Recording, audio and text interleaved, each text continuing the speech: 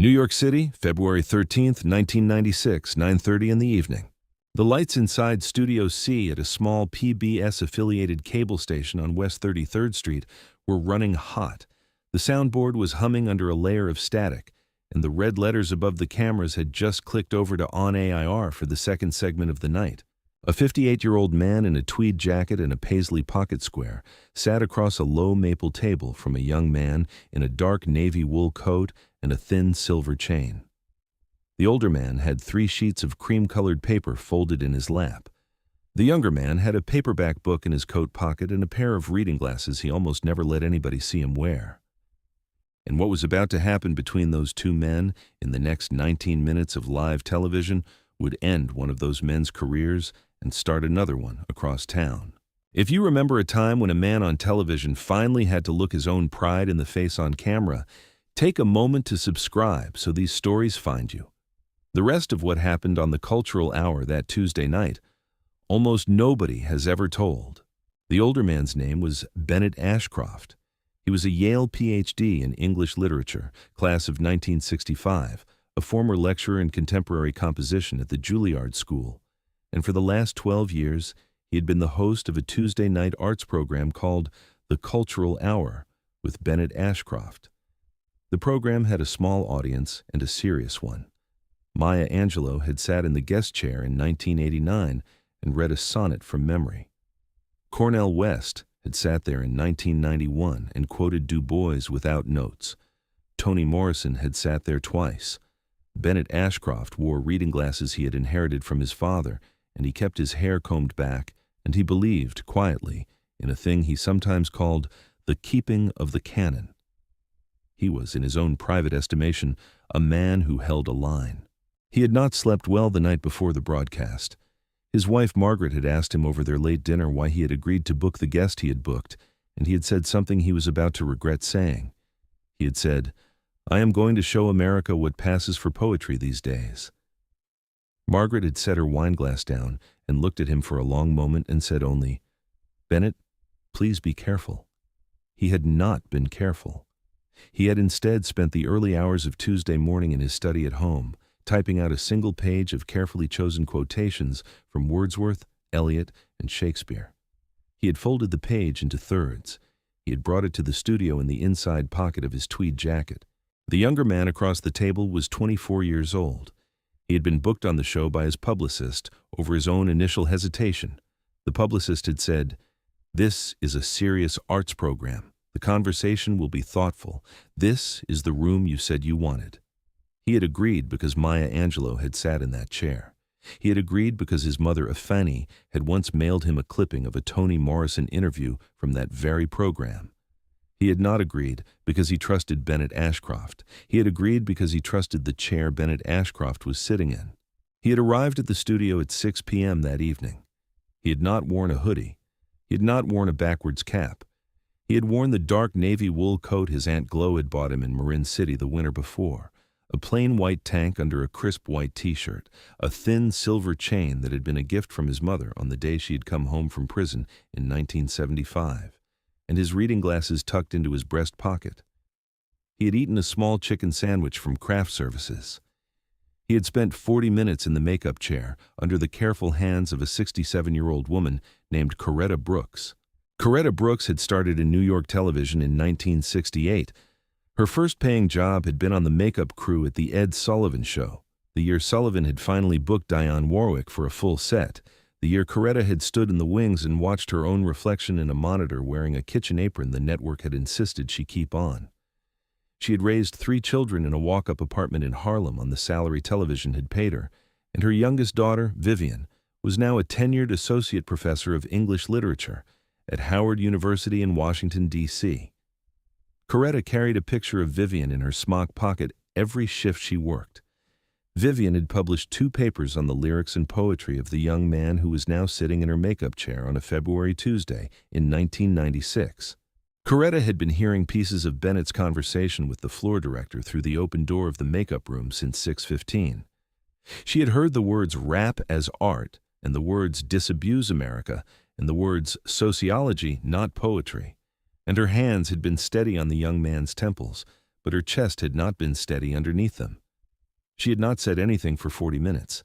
When she was almost done, when she was putting one last careful touch of powder near his hairline, she finally lowered her voice and spoke to his reflection in the mirror. Mr. Shakur, my youngest daughter teaches your poetry at Howard University. She says you're the real thing. I just want you to know that.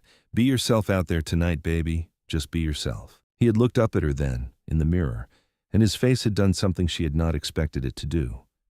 It had softened. He had reached up and laid his hand briefly over hers on his shoulder. He had said, "Yes, ma'am, Miss Coretta. Yes, ma'am." The first segment had gone exactly the way Bennett Ashcroft had planned it. He had asked 3 respectful questions about the new album.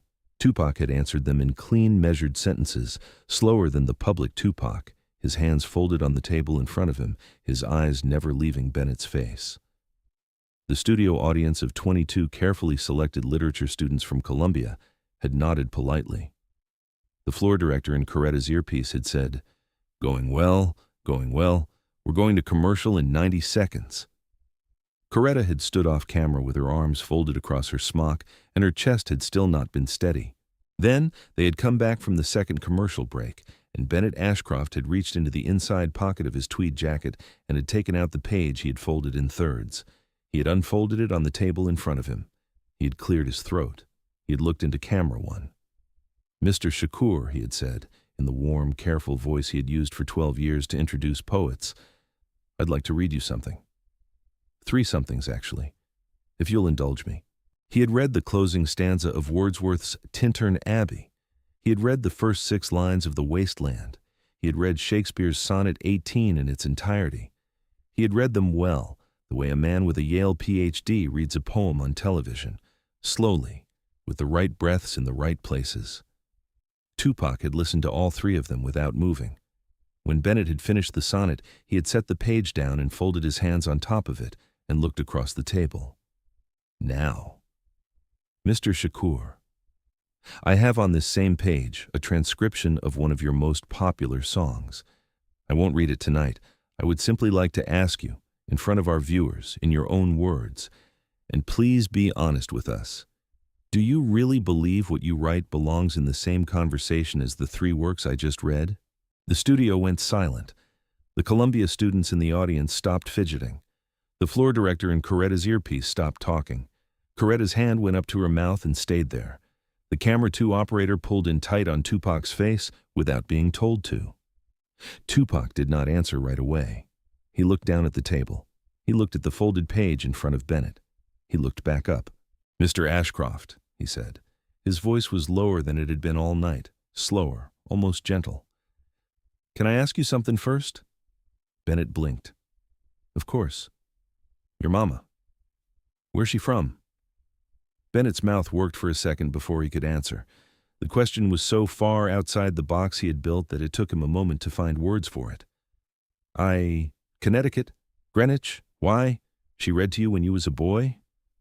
Yes, Bennett said. The word came out smaller than he wanted it to. Yes, she did. She taught me to love poetry. Tupac nodded. He nodded slow. My mama read to me too, he said. Different books, different rooms. My mama was in a jail cell in Lower Manhattan when I was born. She was 19. She defended herself in court while she was carrying me. She read me Maya Angelou through bulletproof glass at the visiting window of the Women's House of Detention when I was 3 years old. She read me poems and letters she wrote me on yellow legal pad paper. She read me Sonia Sanchez at a kitchen table in a shelter in the Bronx when we did not have nowhere else to live that month. So when you read me Wordsworth tonight, Mr. Ashcroft, and you ask me if I belong in the same conversation as him, I want you to understand something. My mama read me too. My mama read me first. He paused. He let that land. Bennett did not move. The page in his hands had started to shake just enough for the studio audience to see it. Tupac kept going. His voice did not rise. And the second thing. You read me Wordsworth's Tintern Abbey just now. I know that poem. That poem is about a grown man standing in the same place he stood 5 years before, looking at the same river. He changed. The river changed. He's asking himself, what is permanent? What stays? What carries through? My song on that page you holdin'? Same question, Mr. Ashcroft. Different river, different language, same question. You ain't ready to hear that yet. But that's on you. That ain't on the poem." Bennett's mouth opened. No sound came out. He tried to gather himself. He looked down at his page. He looked back up. He started to say something. He could not finish it. Tupac was not done. His voice softened further, almost to a confidence. "I ain't here to win nothing tonight. I ain't here to convince you of nothing. But Mr. Ashcroft, there's a black woman who does your hair and your powder in this studio every Tuesday night and has been doing it for 12 years. Her name's Miss Coretta Brooks. Her youngest daughter's name is Dr. Vivian Brooks. She got a doctorate in English literature from Yale, same school you went to. She teach a graduate seminar on my work at Howard University. She published 2 papers in the Journal of Black Studies about me. You ever asked Miss Coretta about her daughter? In 12 years? The silence in the studio became a third presence in the room. Bennett's right hand came up to his face. He removed his reading glasses. He set them on top of the folded page. He swallowed 3 times before any word came. Mr. Shakur, he stopped. He started again. He stopped a third time. The floor director's voice was in his earpiece, urgent and quiet, going to commercial in 10 and 5. "Take us out, Bennett." Bennett did not take them out. He could not find the cue. The floor director hit the brake himself. The red light blinked off. Coretta Brooks was already moving. She did not go to Bennett. She walked first to camera 1 and laid a hand on the cameraman's shoulder and asked him quietly to stay where he was. Then she walked the 8 feet to the small set door, opened it, and went out into the hallway. Bennett Ashcroft was already standing in the hallway with his back against the cinder block wall. He was crying. He was 60-something years old, and he was crying in a public hallway in a working television studio, and he was not trying to hide it. He saw Coretta come through the door. His face did something terrible. Coretta, Coretta walked across the hallway and stood in front of him. She did not touch him. She did not yell at him. "Mr. Ashcroft," she said. Her voice was steady. It was the voice she had used to raise 3 children alone in Harlem. 12 years. "My daughter's name is Dr. Vivian Brooks. She has a doctorate from Yale. She has tenure at Howard. She has written 2 papers on this young man's work. I have a picture of her in my pocket right now. I have had a picture of her in my pocket every shift I have worked in this building. You never asked. I never told you. I should have told you. I am telling you now." Bennett's head dropped against the cinder block wall. "I'm sorry. Coretta? I'm so sorry." Coretta took a half step forward and laid one finger on the lapel of his tweed jacket. Just one finger. "Mr. Ashcroft, don't say sorry to me out here. Say sorry where the cameras are." She turned around and walked back into the studio. He stood in the hallway for 40 more seconds. Then he followed her. The red light came back on. Bennett Ashcroft sat down in his chair across from Tupac. He did not pick up his page. He did not put his reading glasses back on. He folded his hands flat on the table in front of him. He looked directly into camera 1. He did not have a script. He had been on live television for 12 years and he had never gone off script. He went off script. Folks, before we continue, I owe my guest tonight a public apology. I owe my colleague of 12 years, Miss Coretta Brooks, who has been the head of our hair and makeup department since before I sat in this chair, a public apology. And I owe each of you watching at home a public apology. I came in here tonight with the intention of embarrassing Mr. Shakur. I failed. I failed because the works I tried to use against him were stronger than the way I had read them. Mr. Shakur, I am sorry. Tupac did not say anything. He nodded once. He held out his right hand across the table. Bennett took it. They shook. Tupac let go first. The rest of the program, all 11 minutes of it, Bennett Ashcroft did not ask another scripted question. He sat in his chair and he asked Tupac to tell him about his mother. Tupac talked about Afeni. Bennett listened. The Columbia students in the studio audience leaned forward. Coretta Brooks stood in the hallway just inside the door of the studio with her hand on her chest and did not move. When the closing music played and the floor director called out, "We're clear," Bennett walked off the set without unclipping his microphone. The boom operator had to chase him down the hallway to get it back. Bennett Ashcroft was at his kitchen table in Riverdale by midnight that night with a yellow legal pad in front of him and his wife Margaret sitting across from him in her dressing gown. He wrote his letter of resignation from the Cultural Hour by hand.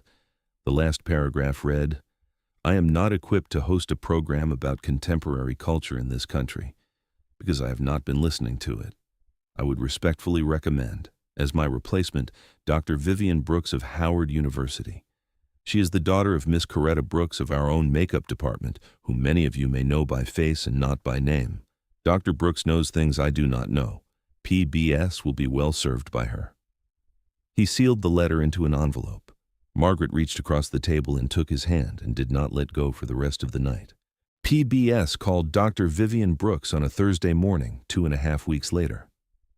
Vivian was in her office at Howard grading midterm essays when her phone rang. She thought for a moment she had misheard the offer. Her mother had been in her apartment that weekend, and they had stayed up late on Coretta's pull-out couch with cups of tea, and Coretta had told her every word of what had happened in the hallway, and Vivian had cried for an hour into her mother's shoulder. When PBS called, Vivian said yes before they finished the sentence. The first guest she booked for her first episode of the Cultural Hour with Dr. Vivian Brooks was Maya Angelou. The second was Sonia Sanchez. The third was her own mother, Coretta Brooks, who at 68 years old finally sat in a guest chair instead of standing behind one, and who, when Vivian asked her on camera what her first job in television had been, said in a voice that was steadier than she had expected, "My first job was holding a powder brush in the wings of the Ed Sullivan Show. They did not let me on camera then. They have now." Bennett Ashcroft retired to a small house on the coast of Maine the summer of 1996. He wrote one more letter that he had not planned on writing.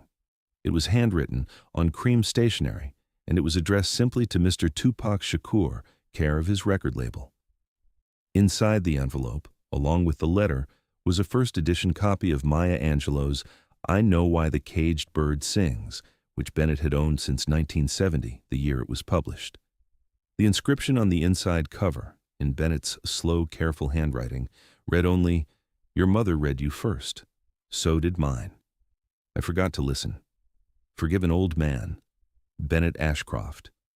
In a corner office on the second floor of the Founders Library at Howard University, on the top shelf of a bookcase that runs along the north wall, there sits a framed black and white Polaroid of a young black woman in a kitchen apron, standing in the wings of a 1968 television soundstage with a powder brush in her right hand.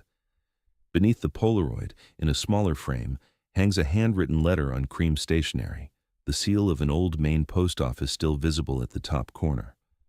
On the wall to the right of both, framed in plain dark wood, hangs a single sketch of a young man in a navy coat with a thin silver chain at his throat, drawn from a still of a television broadcast on February 13, 1996, signed in the bottom right in a looping hand that reads, "For Miss Coretta's daughter, she knew first."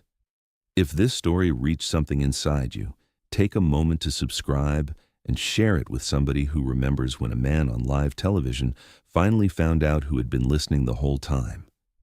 Tap that thumbs up for more untold stories about the human being behind the legend, and tell us in the comments, what's the moment of unexpected kindness you've never forgotten? Ring the bell so the next story finds you when it's ready.